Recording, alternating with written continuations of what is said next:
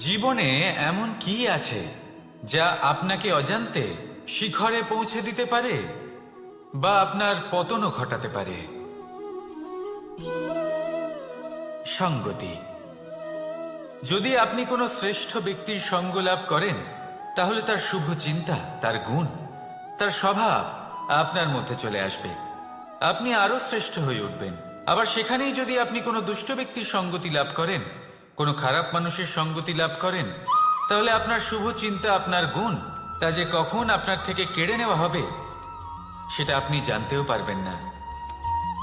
দেখুন, এই সঙ্গতি হলো অত্যন্ত গুরুত্বপূর্ণ। এই সঙ্গতি আপনার নিয়তি নির্ধারণ করে। আপনাকে উদাহরণ দিলে, বৃষ্টির ফোঁটাকে দেখুন। যদি কোনো ফোঁটা গাছের পাতায় এসে পড়ে, তাহলে তা জীবন দান করতে পারে। যদি এমন কোনো ফোঁটা সাপের মুখে এসে পড়ে, তাহলে তা বিষে পরিণত হয়। যেমন সঙ্গ, তেমন নিয়তি। এবার দুর্ভাগ্যের বিষয় হলো এটাই যে বর্ষার ফোঁটা নির্ধারণ করতে পারে না সে কোথায় পড়তে চায়। তার নির্বাচনের ক্ষমতা নেই। কিন্তু আপনার কাছে তো বিবেক আছে, আপনি ভাবতে পারেন, চিন্তা করতে পারেন। তাহলে আপনি ভাবুন, আপনি কি এমন সঙ্গ চান যা শ্রেষ্ঠ, নাকি এমন সঙ্গ চান যা অশুভ? নির্বাচন আপনারই। শ্রেষ্ঠ সঙ্গ বাছুন আর আমার সাথে ভালোবেসে বলুন, রাধা রাধা। আমাদের জীবনে অত্যন্ত গুরুত্বপূর্ণ একটা আশা বসবাস করে, বিশ্বাসের রূপে। বিশ্বাস যা আমরা ঈশ্বরের ওপর করি, ভাগ্য, প্রারব্ধের ওপর করি, নিয়তির ওপর করি। যখনই ভালো কিছু হয় আমরা বলি এ হলো ঈশ্বরের দয়া। যখন খারাপ কিছু হয় আমরা বলি এ হলো ঈশ্বরের মায়া। কখনো ঈশ্বর বা ভাগ্য বা প্রারব্ধ বা নিয়তি। আপনি নিজে কোথায় তা কখনো ভেবেছেন? আপনি বিশ্বাস করছেন ঈশ্বরের উপর, প্রারব্ধের উপর, কখনো নিজের উপর করেছেন? আমি আপনাকে একটা সহজ কথা বলি, যদি আপনি ঈশ্বরের উপর বিশ্বাস রাখেন, শুধুই ঈশ্বরের উপর বিশ্বাস, তাহলে আপনি সেটাই পাবেন যেটা আপনার ভাগ্যে লেখা রয়েছে। কিন্তু যদি আপনি নিজের উপর বিশ্বাস রাখেন, আত্মবিশ্বাস রাখতে শেখেন, তাহলে ঈশ্বর আর নিয়তি দুজনে মিলে আপনার ভাগ্যে সেটাই লিখবে যা আপনি চাইছেন। তাই মনে রাখবেন, সাফল্যের পথ হলো এই বিশ্বাস। নিজের আত্মবিশ্বাসকে ধরে রাখতে শিখুন। দেখবেন আত্মা প্রসন্নতায় ভরে উঠবে। তাহলে আসুন এই প্রসন্ন ভাব নিয়ে বলুন, রাধা রাধা।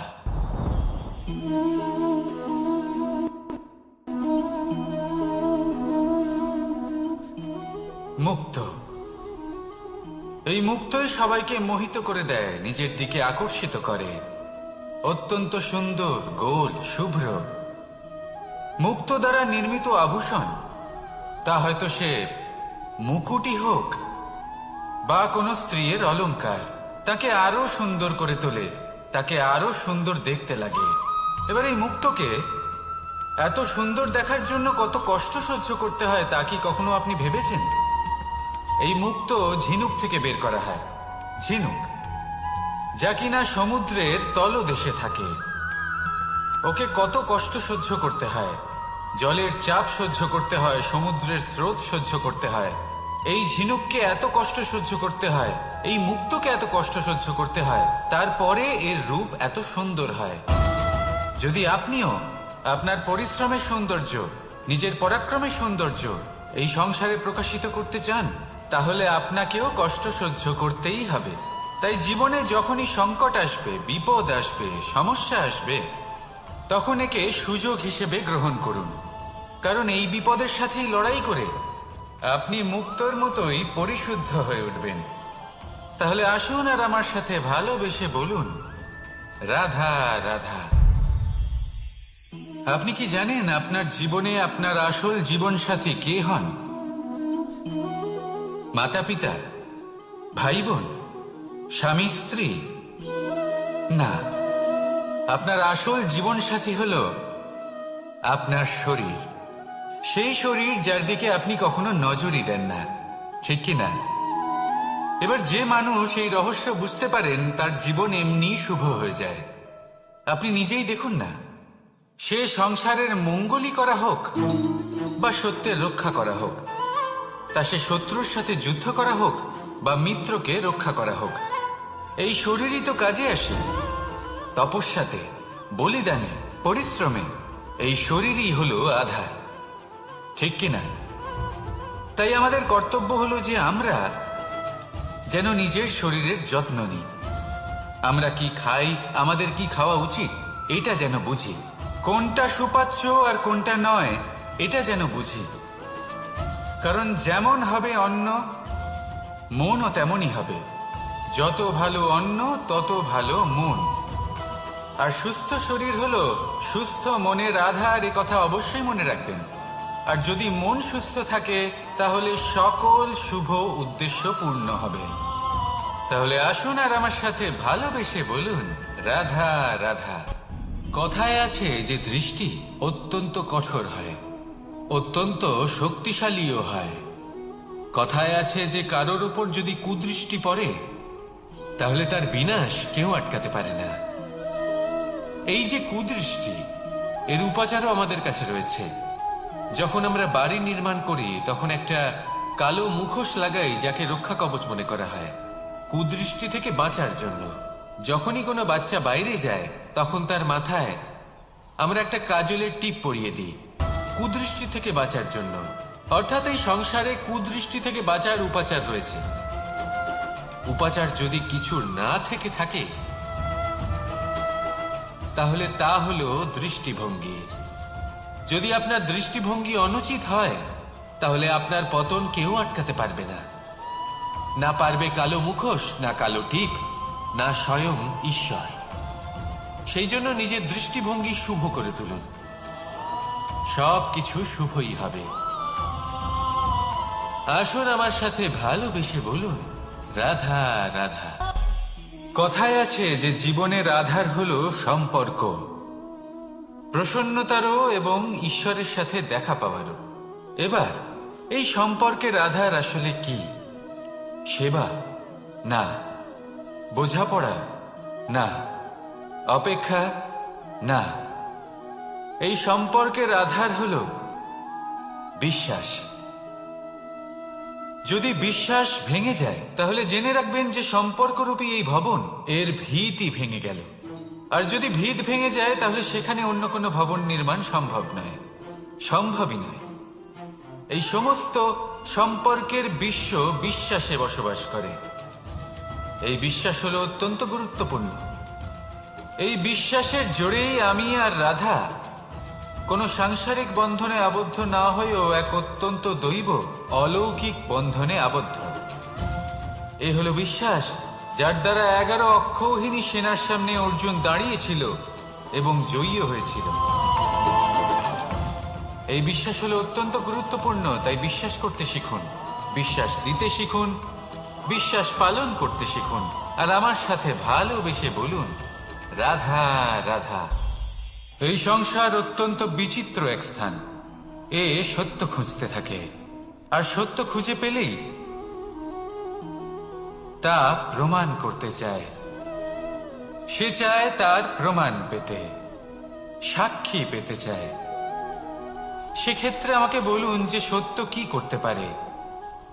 সেই ব্যক্তি যে সত্যকে ধরে আছে সে কি করবে? কিছুই নয়, কিছু করার প্রয়োজনই নেই, শুধু তাতে টিকে থাকতে হবে। সেই হিমালয়ের মতো যা আজ পর্যন্ত টিকে রয়েছে। যদি আপনি সত্যবাদী হন তাহলে আপনার কিচ্ছু প্রমাণ করার কোনো প্রয়োজন নেই। যদি প্রয়োজন থাকে তাহলে সত্যের সাথে টিকে থাকার। এই সময় নিজে সাক্ষী হবে, নিজে প্রমাণ দেবে। এই নিয়তি স্বয়ং প্রমাণিত করবে যে আপনি সত্যবাদী ছিলেন, আপনি সত্যের পথে ছিলেন। তাহলে আসুন আর আমার সাথে ভালোবেসে বলুন, রাধা রাধা। ঈশ্বর আমাদের হাত প্রদান করেছেন। হাত যা জড়ো করা হয় প্রণাম করার জন্য, ঊর্ধ্বগামী হয় প্রার্থনার জন্য। এই হাত যার দ্বারা আমরা খাবার খাই, ফসল উৎপাদন করি। কিন্তু এই হাতের দ্বারা সবথেকে শ্রেষ্ঠ কাজ কি হতে পারে? সেবা। আগে হ্যাঁ, সেই হাত যা সামনে এগিয়ে আসে সেবা করার জন্য, যে সেবা করে তাদের যারা দুঃখে থাকেন, নিরাশ হয়ে থাকেন, যারা সেবা করেন তাদের যারা কিনা দরিদ্র, সেই হাত হলো সব থেকে অধিক মহান। ঈশ্বরকে দীনবন্ধু বলা হয়ে থাকে, কারণ যারা দুঃখী হন, নিরাশ হন, দরিদ্র হন, ঈশ্বর তাদের সাহায্য করেন, তাদের সহায়ক হন, তাদের মধ্যে ঈশ্বর বাস করেন। তাই আপনারা যদি এটাই করেন, যারা দুঃখে আছেন, নিরাশ হয়ে আছেন, যাদের সাহায্যের প্রয়োজন রয়েছে, যদি আপনি তাদের সাহায্য করেন, তাহলে আপনি এমন এক চৈতন্য লাভ করবেন যে আপনি তৃপ্ত হয়ে উঠবেন। তাহলে সবার সেবা করুন আর আমার সাথে ভালোবেসে বলুন, রাধা রাধা। ভয়। জীবনে আমরা কোন কোন বিষয়ে ভয় পাই? কোনো মানুষকে হারানোর ভয়, কোনো মানুষ, কোনো সম্পর্ককে হারানোর ভয়, অর্থহানির ভয়, সময়হানির ভয়। এবার বিষয়টা হলো, এই ভয় কখনো আমাদের কোনো লাভ করে না। এটা সবসময় আমাদের পিছনে ঠেলে আর নিচু স্তরে নামিয়ে দেয়, কখনোই আমাদের উত্থানের কারণ হয় না। তাই জীবনে যদি কোনো ভয়ের কারণ থাকতেই হয়, তা শুধুই এটা যে মানুষের কথা ভাবতে ভাবতে, সম্পর্কগুলিকে হারানোর ভয়, মানুষকে হারানোর ভয়, সবার মন রাখতে রাখতে আপনি যেন নিজেকে, নিজের ভাবনা চিন্তাকে না হারিয়ে ফেলেন। যদি এরকম হয়, যদি সকলের মন রাখতে রাখতে আপনি নিজেই নিজেকে হারিয়ে ফেলেন, নিজের ভাবনা, নিজের লক্ষ্য, নিজের মন্তব্যকে হারিয়ে ফেলেন, তাহলে সংসারে যতই যাই হয়ে যাক না কেন, প্রসন্নতা লাভ করবেন না। তাই রক্ষা তাকেই করুন যে আপনাকে রক্ষা করে, আপনার মানসিকতা, আপনার ব্যক্তিত্ব, আপনার লক্ষ্যকে রক্ষা করে। আর যদি কোনো বিষয় ভীত হতে হয়, তবে আপনি যেন নিজের উদ্দেশ্যের থেকে দূরে না চলে যান। তাহলে আসুন আর আমার সাথে ভালোবেসে বলুন, রাধা রাধা। সময় একটু একটু করে কেটে যায়, একটু একটু করে নিকটে আসে। খুব অদ্ভুত ব্যাপার। এই সময় প্রতিকূল হলেও একটু একটু করে কেটে যায়। এই সময় যদি ভালো হয়, তাহলে একটু একটু করে নিকটে আসে। অনুচিত তখনই হয় যখন আমরা নিজেদের অসফলতার জন্য সময়কে দোষ দিই, কিন্তু আসলে তেমনটা হয় না। আপনার পরিশ্রম আর প্রয়াস দ্বারাই আপনি সাফল্য লাভ করবেন, সময়ের দ্বারা নয়। যদি এই সাফল্য একটা সুন্দর ভবন হয়, তাহলে সময় হলো তার দেওয়ালের রং, যা সময়ের সাথে বদলাবে, সময়ের সাথে ফিকেও হয়ে যাবে। কিন্তু সাফল্যের এই ভবন আপনাকেই নির্মাণ করতে হবে, আপনার পরিশ্রমের ইট দ্বারা এবং প্রয়াসের চুনসুরকি দ্বারা। তাই পরিশ্রম আর প্রয়াস করতে থাকুন, সাফল্য আপনি অবশ্যই পাবেন। সময় যদি আজ ভালো না হয়, তাহলে কাল অবশ্যই হবে। প্রয়াস করতে থাকুন আর আমার সাথে ভালোবেসে বলুন, রাধা রাধা। এ হলো গোলাপ ফুল।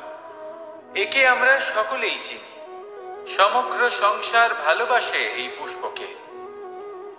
এই ফুল দেখতেও সুন্দর। সবথেকে বেশি গুরুত্বপূর্ণ কথা হলো এর সুগন্ধ, যা দূর দূরান্ত থেকে ব্যক্তিদেরকে আকৃষ্ট করে। এই সুন্দর পুষ্প একটু মন দিয়ে দেখলেই দেখা যায় এর নিচে কাঁটা রয়েছে। এই সংসার বলে, এ প্রকৃতির কেমন রচনা, এত কোমল পুষ্প, এটা কি তীক্ষ্ণ কাঁটা সহ প্রস্ফুটিত হয়? এটাই হলো জীবনের সত্য। আমাদের অন্তরের সদ্গুণ, সেগুলিও এই ফুলের মতোই সুন্দর। সংসার এর সৌন্দর্য দেখতে পায়, এর সুগন্ধ চতুর্দিকে ছড়িয়ে পড়ে। কিন্তু এই সদ্গুণ জাগ্রত করে তোলার জন্য কঠোর পরিশ্রম করতে হয়, প্রতিনিয়ত চেষ্টা করে যেতে হয়। তাই জন্য যদি আপনি জানেন আপনার পথ উচিত, কিন্তু তা কাঁটায় পরিপূর্ণ, তাহলে থামবেন না, চলতে থাকুন। একবার যদি অন্তরের সদ্গুণ জাগ্রত হয়, তাহলে এই সংসার এর সৌন্দর্য দেখবে, আর সুগন্ধে আকর্ষিত হয়ে আপনার কাছে আসবে। এই মন, এই জীবন প্রসন্ন হয়ে বলবে, রাধা রাধা।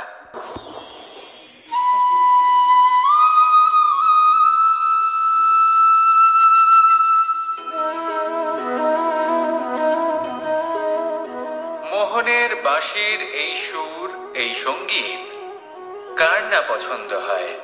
সবারই খুব ভালো লাগে। এবার এই সুর আসে কোথা থেকে? কেউ বলবেন কৃষ্ণের হৃদয় থেকে। সত্য কথা, এই সুর হৃদয় থেকে নির্গত হয় এবং প্রকট হয় এই বাঁশি থেকে। এই বাঁশিটাকে দেখুন, এই ছিদ্রগুলি দেখুন। প্রত্যেকটা সুর থেকে নিজস্ব একটা স্বর নির্গত হয়। এবার যে ব্যক্তি এই সমস্ত সুর এবং স্বর বুঝতে পারেন, এতে নিপুণ, তিনি এই বাঁশির দ্বারা যে সুর নির্গত করবেন তা তো মধুর অবশ্যই হবে। এবার জীবনের সাথেও কিছুটা এরকমই ঘটে। জীবনের কিছু নীতি থাকে, অর্থ, কুটুম্ব এবং আধ্যাত্মিক। যদি জীবনের প্রত্যেকটা মুহূর্ত সুখময় হয় এরকম আপনি চান, তাহলে এই তিনটি নীতিতে আপনাকে নিপুণ হতে হবে। কোনো একটি বিশেষ নীতির প্রতি যদি আপনি বেশি ঝুঁকে পড়েন, তাহলে বাকি দুই নীতি থেকে যা সুখ লাভ করা সম্ভব তা পারবেন না। ধন অর্জন করতে হবে পরিবারের জন্য, পরিবারের সুখ মনের শান্তির জন্য, মনে শান্তির প্রয়োজন মনের শুদ্ধতার জন্য। যখন এই মন শুদ্ধ হবে, জীবন শুদ্ধ হবে, পবিত্র হবে, সুন্দর হবে এবং ভালোবেসে বলবে, রাধা রাধা। যত শক্তিশালী এই মন, তত শক্তিশালী এই শরীরও। এই যে আমাদের শরীর, এটা আসলে কি? এ হলো একটা রথের মতো। আর একটা রথ ততক্ষণ চলতে পারবে না যতক্ষণ না তাকে কোনো সারথি চালাবে। এই মন হলো শরীরের সারথি। এবার ভাবুন, যদি এই সারথি শক্তিহীন হয়, দুর্বল হয়, তাহলে এই রথের কি হবে? এটা উচিত পথে চলতে পারবে না, উচিত গতিতে চলতে পারবে না, মন মতো স্থানে এটা পৌঁছতেও পারবে না। সেই জন্য মনের শক্তি অত্যন্ত প্রয়োজনীয়। এবার মনের শক্তি আমরা কোথা থেকে লাভ করি? দৃঢ়তার শক্তি থেকে। এবার এই শক্তি আমরা কিভাবে বাড়াতে পারি? আমরা প্রতিদিন কিছু নতুন স্থির করি, কিছু ছোট কিছু বড়। আর যেই আমরা নতুন কিছু পূর্ণ করি, আমাদের মনের শক্তি বেড়ে যায়। আর যদি পূর্ণ না করতে পারি, মনের শক্তি কমে যায়।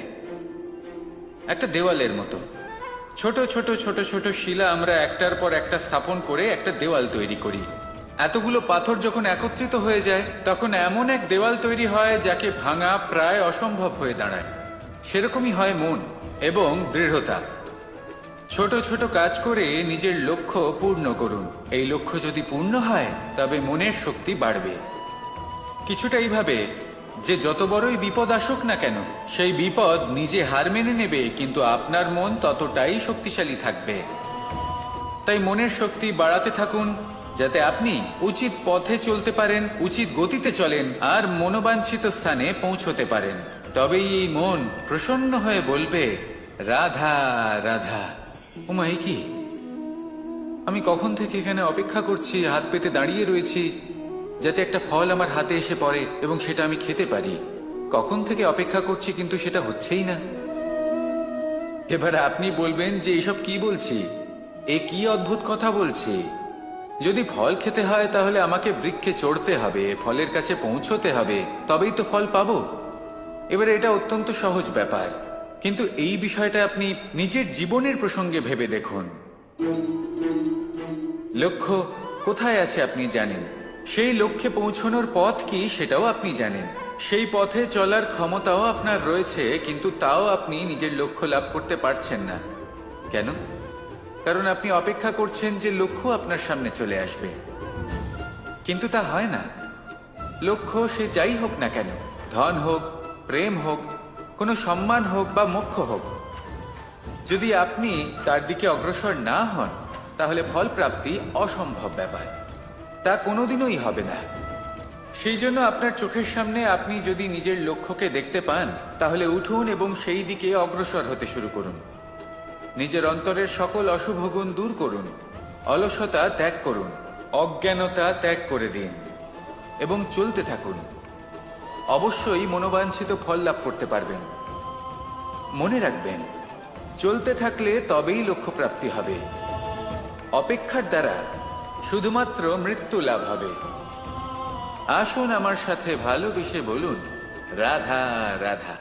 প্রত্যেক প্রাণী ভালোভাবে জীবন যাপন করতে চান, এটা তাদের স্বভাবে আছে এবং ভাবাটা অনুচিত নয়। কিন্তু একটা ভালো জীবনের গুরুত্বপূর্ণ অংশ কোনটা? বসবাসের স্থান, সেই স্থান যেখানে আমরা জীবন অতিবাহিত করি। এবার মানুষ ভাবতে পারেন যে একটা ভালো বাসস্থানের অর্থ কি? সেই স্থান যেখানে সহজে জল পাওয়া যায়, যেখানে শুদ্ধ বায়ু পাওয়া যায়, যেখানে আনাজ উৎপন্ন হয়। এটা জীবনযাপনের জন্য পর্যাপ্ত বটে, কিন্তু ভালো জীবনযাপনের জন্য আরো একটা কথা আপনাকে বুঝতে হবে। সাধু, জ্ঞানী, পণ্ডিত ব্যক্তি, এই সকল মহাপুরুষ, এনাদের যে বাসস্থান তা অত্যন্ত বিশেষ হয়। এখানে এক ধরনের বিশেষ ইতিবাচক শক্তি থাকে, এমন একটা স্থান যেখানে দেবতারাও বিচরণ করেন। জীবন আমরা সবাই যাপন করি, কিন্তু জীবনের উদ্দেশ্য শুধুমাত্র জীবন যাপন করা নয়। জীবনের উদ্দেশ্য হল মুক্তি লাভ করা। আর এই সকল সাধু, জ্ঞানী, পণ্ডিত ব্যক্তি, এই সকল মহাপুরুষ আপনাকে মুক্তির পথে নিয়ে যেতে পারেন।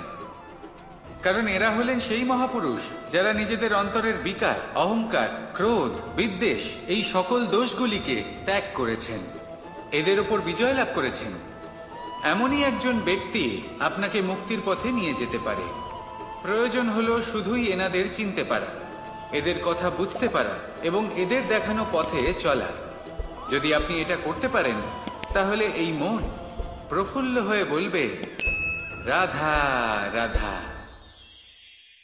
কখনো কোনো বাগানের কোনো বৃক্ষকে দেখেছেন যেখানে সুগন্ধি ফুল থাকে, রসালো ফল থাকে? তখন মন প্রফুল্ল হয়ে ওঠে, মন থেকে সেই বৃক্ষের প্রতি ভালোবাসা জন্মায়। কিন্তু যিনি বাগানের মালিক, শুধুমাত্র তিনিই জানেন যে কিভাবে এই বৃক্ষকে আগলে রাখতে হয়, কিভাবে তার পরিচর্যা করলে এতে সুন্দর সুগন্ধি ফুল হবে, রসালো ফল হবে। কখনো কখনো প্রয়োজনের থেকে বেশি রোদ পেলে এই বৃক্ষগুলি শুকিয়ে যায়, প্রয়োজনের থেকে কম রোদ পেলেও এই বৃক্ষ কিন্তু শুকিয়ে যায়। প্রয়োজনের থেকে কম জল যদি পায়, এই বৃক্ষ শুকিয়ে যেতে পারে। প্রয়োজনের থেকে অতিরিক্ত জল যদি পায়, তখনও এই বৃক্ষের শিকড়গুলি নষ্ট হয়ে যেতে পারে। এবার এটাই কিন্তু আমাদের সংসারের সাথেও হয়। আমাদের সংসারের সকল প্রতিভাশালী ব্যক্তি, যেমন লেখক, বিচারক, প্রবক্তা, যোদ্ধা, এদের সবার ক্ষেত্রে এই কথাটাই প্রযোজ্য। যদি বেশি প্রশংসা করা হয়, তাহলেও এরা হারিয়ে যাবেন। প্রয়োজনের থেকে বেশি যদি নিন্দা করা হয়, তখনও তারা নত হয়ে পড়বেন। তাহলে আপনি এদের রক্ষা করুন এবং নিজেদেরও। মনে রাখবেন একটা কথা, জেনে রাখুন কখন কোন নিন্দায় আপনি লজ্জিত হবেন না, আর কখন কোন প্রশংসার দ্বারা নিজের মধ্যে অহংবোধ জাগ্রত করবেন না। এই মন সুপ্রসন্ন হয়ে বলবে, রাধা রাধা। জল, এ হলো জীবনের আধার পঞ্চতত্ত্বের মধ্যে একটি, আর অত্যন্ত বিশেষ। এর থেকে অনেক বড় শিক্ষা পাওয়া যায়। এই জল, গন্তব্যের বিষয়ে এর স্পষ্ট ধারণা আছে। ও জানে ওর লক্ষ্য কি, আর প্রয়াস করে ততদূর সে পৌঁছেও যায়। এটি পর্বত থেকে বয়ে নিচে নেমে আসে, নদীর সাথে সমাহিত হয়ে তার সাথে বয়ে চলে, চিরসবুজ বনানী গড়ে তোলে, প্রাণীদের তৃষ্ণা নিবারণ করে, সামনে এগিয়ে চলে, মানুষের সাথে মিলিত হয়। যারা একে বাঁধের মধ্যে বেঁধে রাখতে চেষ্টা করে, সে বন্দি দশাতেও থেকে যায়, মানুষের কল্যাণ করে।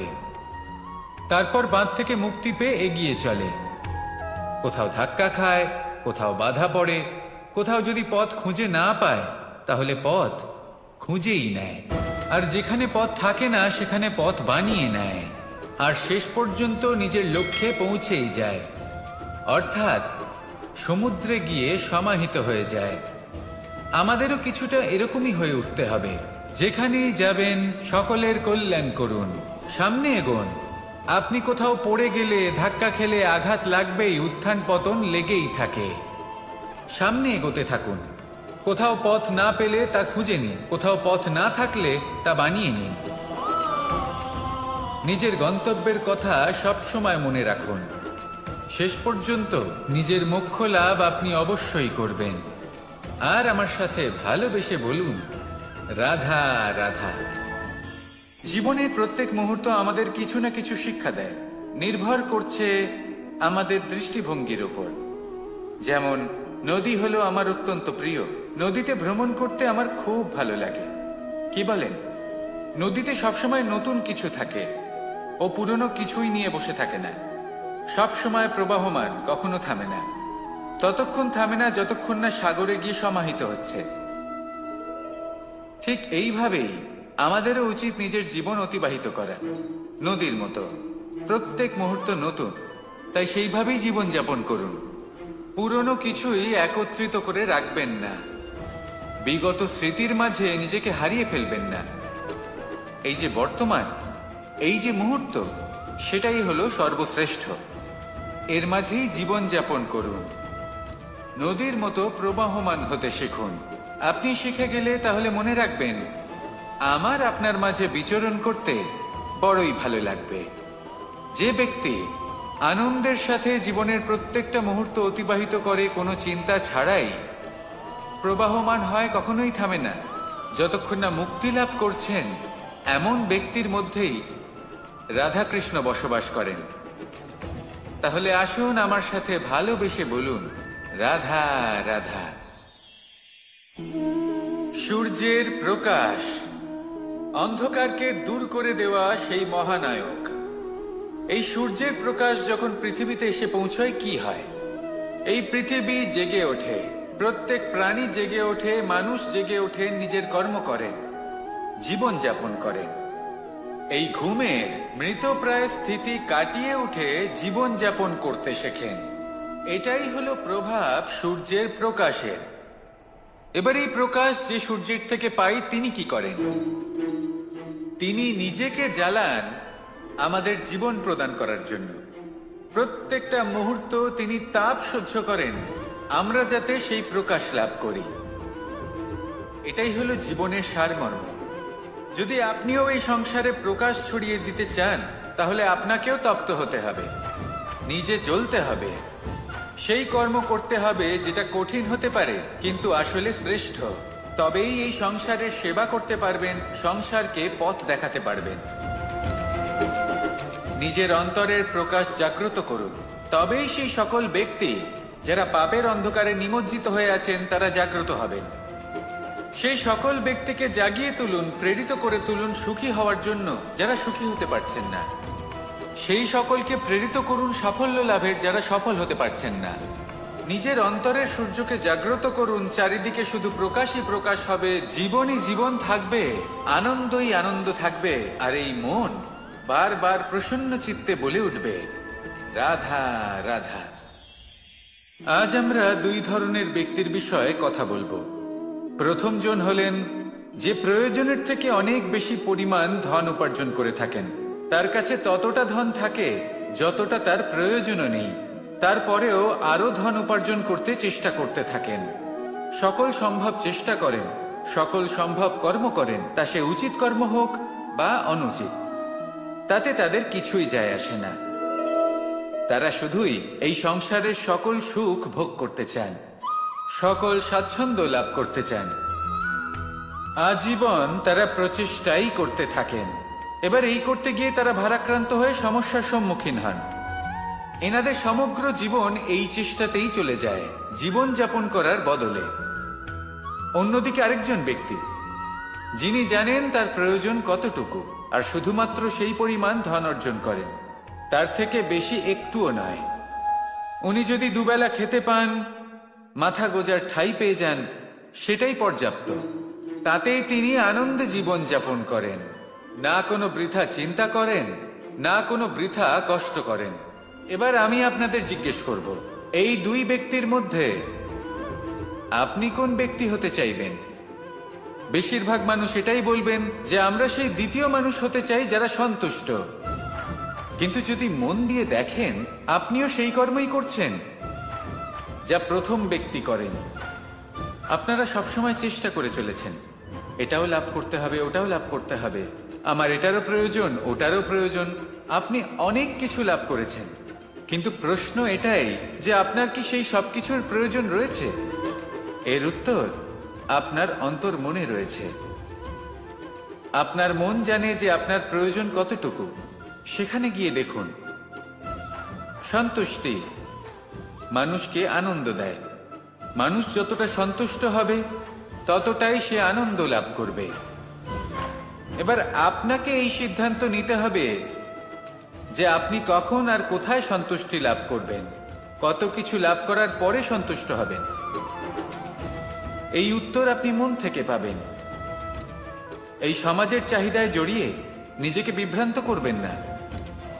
নিজের অন্তরের এই মিথ্যে অহংবোধকে প্রশ্রয় দিতে গিয়ে যদি আপনি এরকম প্রয়াস করতে থাকেন, তাহলে জীবনযাপন কখন করবেন? থেমে যান, শান্ত হয়ে যান, নিজের অন্তর মনে নিমজ্জিত হয়ে দেখুন যে সন্তুষ্টি কোথায়। এই সন্তুষ্টি লাভ করুন। এই মন প্রসন্ন হয়ে বলবে, রাধা রাধা।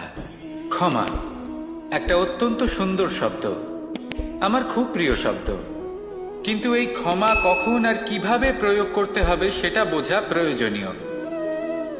এক, যদি আপনি কোনো অন্যায় করেন আর ক্ষমা না চান, ক্ষমা প্রার্থনা না করেন, ক্ষমা চাওয়া থেকে এড়িয়ে যান, তাহলে তাতে আপনারই ক্ষতি হবে। কিভাবে? ক্ষমা না চাইলে মনের মধ্যে অহংকার জাগ্রত হয়, আর অহংকার তো প্রকৃত অর্থে আমাদের ক্ষতিই করে। দুই, কেউ যদি অপরাধ করেন, আপনার থেকে ক্ষমা না চান, তাহলে তাকে ক্ষমা করবেন না। ক্ষমা হলো অত্যন্ত অমূল্য, আর না চাইতেই কাউকে ক্ষমা দান করা এটা উচিত নয়। তিন, যদি কেউ আপনার সাথে অনুচিত কিছু করেন, অপরাধ করেন, আর আপনার থেকে ক্ষমা চান, তাহলে তাকে ক্ষমা করে দিন। তাতে আপনার অন্তরের করুণাবোধ জাগ্রত হবে, প্রেম জাগ্রত হবে, আর তা আপনার জন্য শুভ হবে। চার, যদি আপনি নিজে কোনো অপরাধ করেন, তাহলে অবশ্যই ক্ষমা চাইবেন। তাতে আপনারই লাভ হবে। কিভাবে? সামনের ব্যক্তি আপনাকে ক্ষমা করুক বা না করুক, আপনার অন্তরের অহংকার ক্ষীণ হবে, আর এই মন আরো নির্মল হয়ে উঠবে। এই ক্ষমা অত্যন্ত অমূল্য, ভেবেচিন্তে একে ব্যবহার করুন, আর আমার সাথে ভালোবেসে বলুন, রাধা রাধা।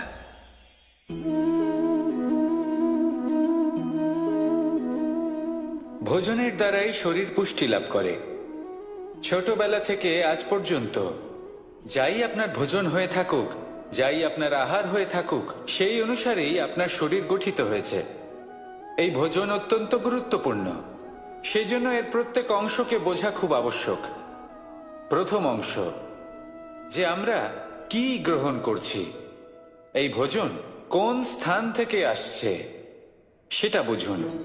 দ্বিতীয় অংশ, ভোজন কে বানাচ্ছেন।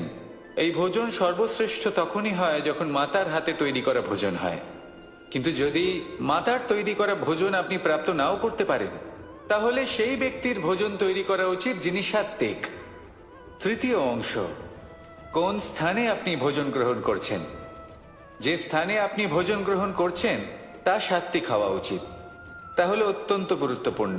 এবং চতুর্থ সবথেকে গুরুত্বপূর্ণ অংশ, তা হলো এই ভোজন আপনি যার দ্বারা প্রাপ্ত করেছেন, যেখান থেকে প্রাপ্ত করেছেন, যে স্থানে বসে আপনি ভোজন গ্রহণ করছেন তার প্রতি কৃতজ্ঞতা প্রকাশ করুন এবং ভোজন পূর্ণরূপে সমাপ্ত করুন।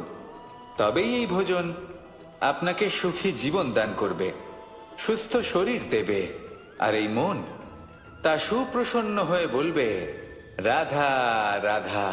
আমি এখানে একা এই বনে বসে আছি, বাঁশি বাজাচ্ছি, কার জন্য? কে আছেন এখানে? কেউ নেই। আমার প্রজা, আমার রাজ্য, আমার পরিবার আমার থেকে অনেক দূরে আছেন। আমি এখানে একা এই বনে বসে এই আকাশের এই রঙের, গাছের এই সব ফলের, মাটির সুবাসের আনন্দ উপভোগ করছি। কেন? আমি হলাম দ্বারকাধীশ।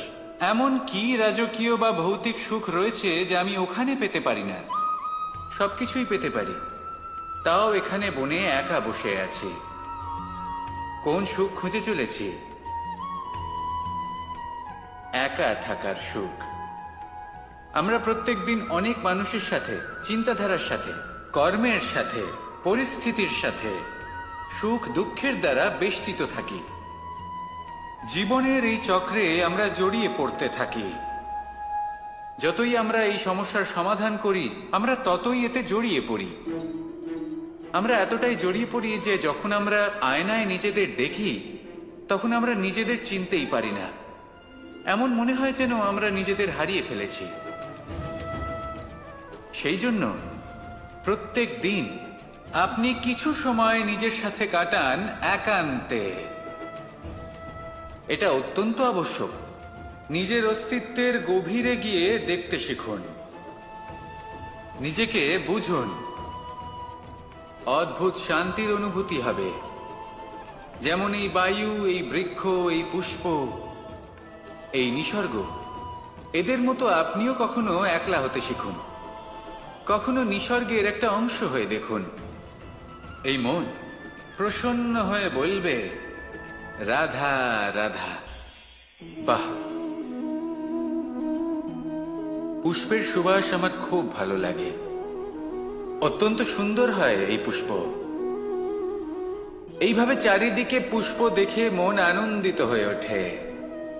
এবার আপনারা ভেবে দেখুন, আমার চারিদিকে পুষ্প নয়, আগুন আছে। তাহলে কি হবে? আমার শরীর কি জ্বলে যাবে না?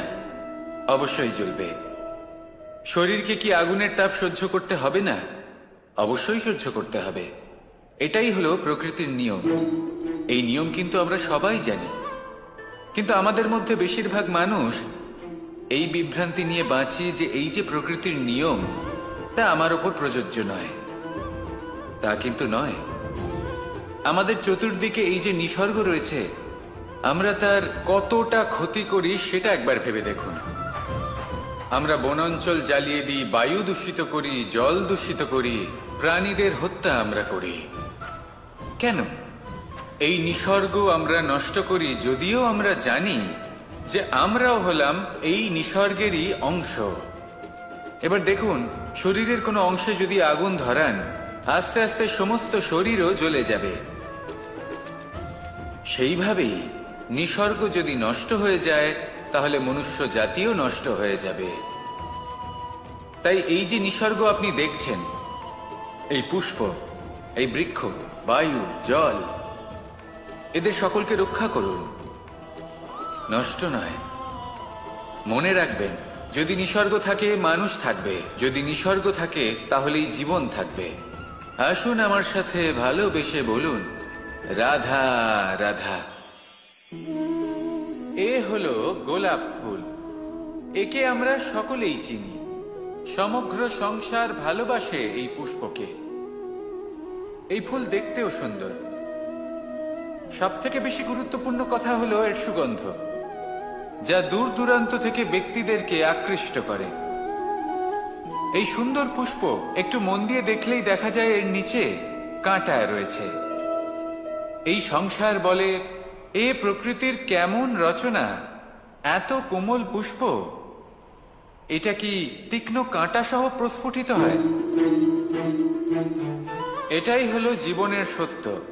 আমাদের অন্তরের সদ্গুণ, সেগুলিও এই ফুলের মতোই সুন্দর।